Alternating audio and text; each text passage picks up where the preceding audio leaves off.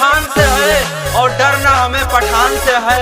डर तो हमें उनसे है हमारे देश में छुपे हुए गद्दार से। बोले भारत माता की जय।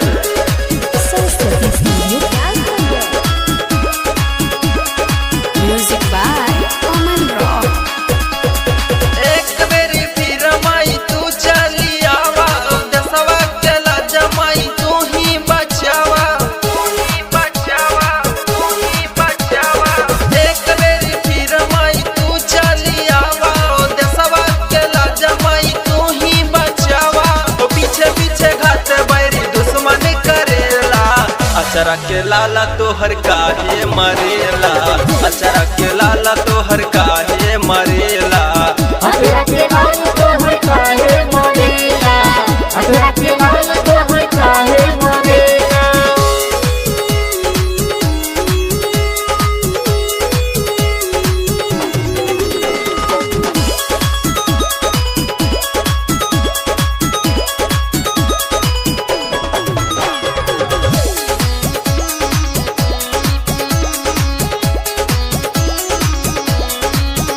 ताकतापन दिखादा हो, पाकिस्तान के मिटादा हो, पाकिस्तान के मिटादा हो।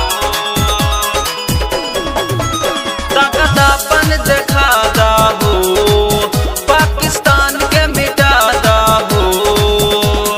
पीछे पीछे घात माई दुश्मन करेला, अचरा के लाला तोहर काहे मरेला, अचरा के लाला तोहर काहे मरेला। अचरा के लाला तोहर काहे मरेला, अचरा के लाला तोहर काहे मरेला। सरस्वती स्टूडियो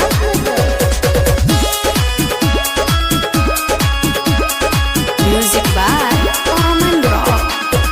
देश भरल गदारन से नाही केहू डरत बाटे, नाही केहू डरत बाटे।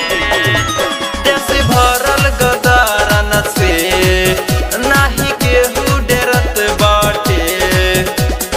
अर्जुन अमित माई दुखवा सहेला, अचरा के लाला तोहर काहे मरेला, अचरा के लाला